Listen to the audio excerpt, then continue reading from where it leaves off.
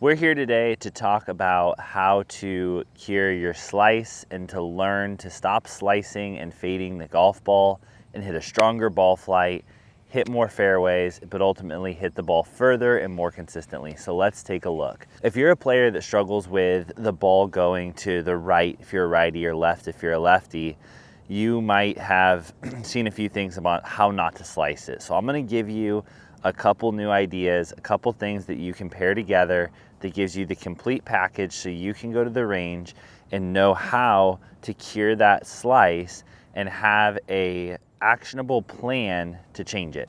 So let's take a look. First things first, what causes a slice? Now, there's a certain relationship to face and path that will cause a slice, and I think this is critical for understanding at all levels of players. And so you have two factors. You have the club face, which is the actual face of the club at the impact position. So when the face hits the ball, that's when we're measuring club face. The second factor is you have club path. So that's where this overall hunk of carbon fiber and steel, the direction that it's going when it makes contact with the golf ball. So if face and path are matching one another, meaning they're going the same direction to the target, we're gonna get a fairly straight ball flight. However, when face and path get pretty different from one another, that's when we start losing golf balls, the ball starts slicing or hooking.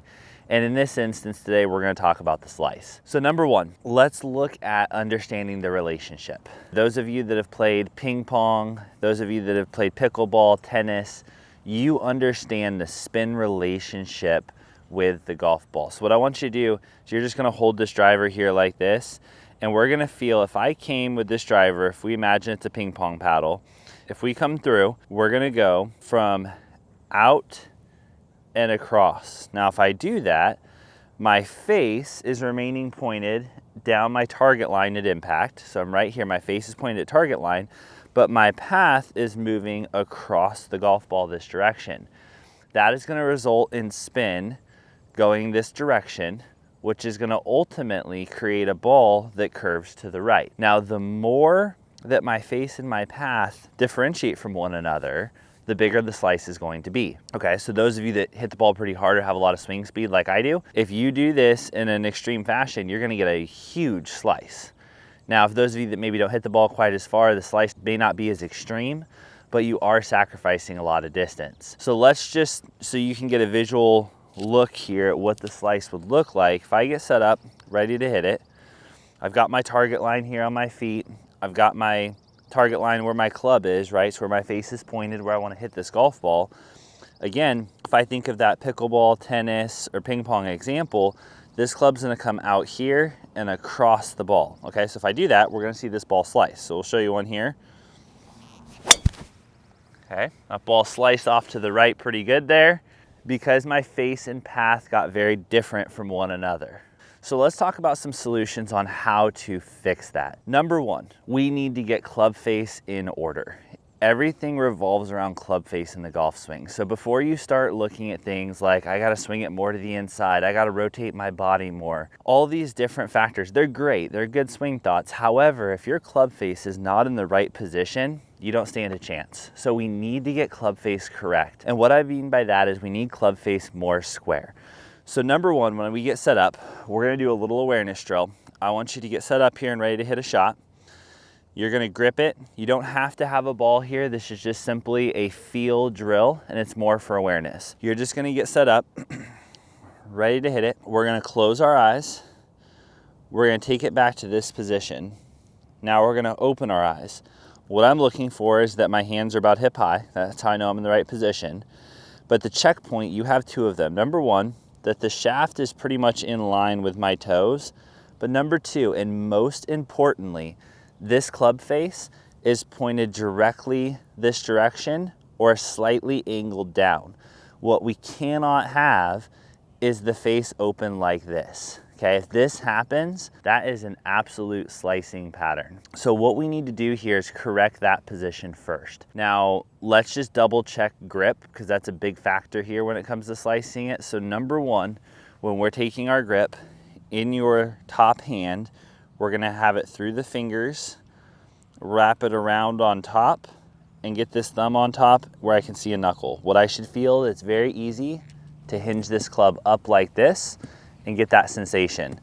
What I should not do is put it through the palm of my hand, because now it's very hard to hinge it upwards. So again, that left hand in the fingers, I can easily hinge it upwards. That right hand, I'm just gonna point the palm at the target and slap it on the side. What you do underneath is totally up to you. 10-finger interlock, overlap, it won't make a difference here. So now that we know we have grip in order, let's go back over here to the swing. One of the keys in the takeaway side of things that I get a lot of people asking about, how do I take it away? What's the first move? I want you to feel like you take your hands here nice and connected and you just turn your body. You're using your core, your chest, a little bit of hips, but really core and chest, and just feeling that sensation of everything rotating and moving it away. So we're not using just our hands and arms to wing this thing open. We're using our body to turn it back and get the sensation. Now, what I want to do here is let's start off by hitting a few shots, and we're going to start off with a slower pattern. So we're going to go a little bit smaller swing. We're going to go about 50% of the effort of swing that we would normally do. So if my driver normally goes about 300 yards in the air, I'm going to try and hit it about 150. If you normally hit your driver 200, 220, let's just try and hit it about 100 yards on the fly. What this is going to do is slow down the swing for you so that you're able to actually get the sensation of what it feels like to deliver the club face and path the correct way to produce the draw pattern. And even in a smaller swing, you can still see that draw pattern start to happen versus the fade. So let's take a look at that. All right, so I'm gonna get set up, ready to hit it. I've got my target out there. Now I want you to pick a very specific target so that you know where this ball is going, where it's curving relative to that target. So I've got my spot. Now what I'm gonna feel here, getting set up, getting my grip where I want it. Now I'm just going to do one little rehearsal where I take my backswing with my eyes closed, look and feel it. Yep, that's in a good spot. Now what I want to get the sensation of in just a little half swing is how to deliver the club a little bit more from the inside of the ball and let the hands turn over. So this little swing is going to look something like this. Okay, so that ball flew about 130, 140 yards.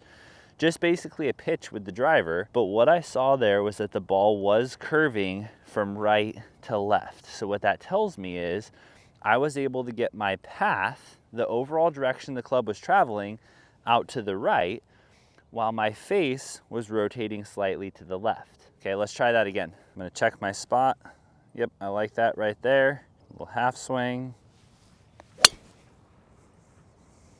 Okay, again, I got that direction to go the way I wanted it to go. That ball starting out a little bit right and turning over. Okay, so let's talk about a couple sensations within this drill. If you do that, and let's say the ball is going out to the right and it's just staying right. Now, what we need to feel is that as we come down, we start to let the club face simply rotate, okay? Now, sometimes in golf, you can be trying something and you're trying the right thing, you're just not doing enough of it. So I want you to do this and keep exaggerating it until the ball actually curves to the left, okay? If it's not working for you, what you need to do is start trying to turn it sooner. Because a lot of times we try and turn it at the ball and it's too late. The club's already at the ball's gone, we don't do it in time. So what I want you to feel is that on the way down, you start letting that club head turn sooner. If you overdo it and the ball hooks a little bit, no problem. Just do a little bit less of it. We have to find the feel of the release to get the hang of how we do this motion, okay? So you can use this drill as much as you want because you will not overdo it. If the ball starts going a little left, you release it a little less. Ball starts going a little right, you release it a little bit more. The key is that takeaway position is so important. If we're not swinging from that position, we're gonna have a hard time making good, consistent contact. Okay, let's do one more just so we can see what it looks like. So we're gonna go here, so a little half swing. Now the ball will go lower as well because you don't have as much speed here to get that ball way up in the air, but ultimately we're looking for the control with the body and starting to learn the release pattern. And again, what we want to feel is Where's that ball starting, and then where's it curving to? The start line of the golf ball is 80% determined by the club face and only 20% determined by the path, meaning even if I'm swinging outside and across and my club path is traveling that way, the ball is going to start where the face is aimed. So you can see here, let's say I do my face extremely right and I swing across it. That ball, even though my path was going this way, that ball went that way. The same is true in the bigger swing. So oftentimes we're slicing it, we feel like I gotta pull it more left. That's not the case. We need to get set up, feel like we create good depth and actually hit it right, but release the hands. So let's talk about the last drill, the sensation we're gonna get to learn how to release the hands. Now, this one's an odd one, and this is specifically for just good awareness. You're not gonna use this on the golf course, and I don't want you to do this for more than a couple shots. But what you're gonna do is get set up with your feet fairly close together. You're gonna actually separate your hands. So what we're gonna do is take and put our right hand at the bottom of the grip. So our thumb at the bottom of the grip, our left hand at the top of the grip. That should create about a 1-inch gap in the grip for you. And what this does is it forces us to let the club turn over. Now the backswing may look a little bit different here. That's okay, because this is just a drill. But what you want to feel is what the sensation is as you swing through and that club face turns over. So you're getting set up here. We're going to swing and hit it and let the face turn. Okay, you'll feel your hands just naturally want to turn over. So I get set up here, just a little gentle swing. And you're really gonna feel the sensation of the face wanting to turn. Now for me, I'm a player that already hits a draw typically. So for me, this is gonna make the ball really hook. But for a lot of players that struggle with slicing the golf ball, this drill is what gives the players the understanding of the sensation of what it feels like to turn the club face over, okay? So use it sparingly, use it as needed, but it will teach you the feeling of the face turning over. Now, if you do this and you start hitting it left, that's okay. Let's slide those hands back together and now try and get the feel of turning it over. Let me show you one more here. So I'm gonna get set up, feet a little more narrow, separate my hands, gentle swing, and I'm gonna feel that right hand really wanting to turn over through the ball and change the ball flight. So that's gonna be the final step, just learning how to get that club to turn over. But what we really wanna focus on is these 3 steps, okay? So let's recap them for today. Number 1, you're gonna get set up, ready to hit it. Close your eyes, take it to this position. Let's check that our club face slightly turned downward, shaft parallel to the feet. We're really using the core to get there, okay? So we're feeling like our core is turning the club into position, okay? Number 2, if there's anything wrong with that face, check your grip. Okay, if your face is in good position, let's leave the grip alone. Lastly, we've got our split grip drill, which is going to allow us to get the feeling of as we deliver the club from the inside of the ball to turn the face over so that we can get the ball to curve from right to left for a righty. All in all, if you put it together, it's gonna look something like this. We're gonna get set up, ready to hit it, make a good rotation with good depth, and hit a nice draw.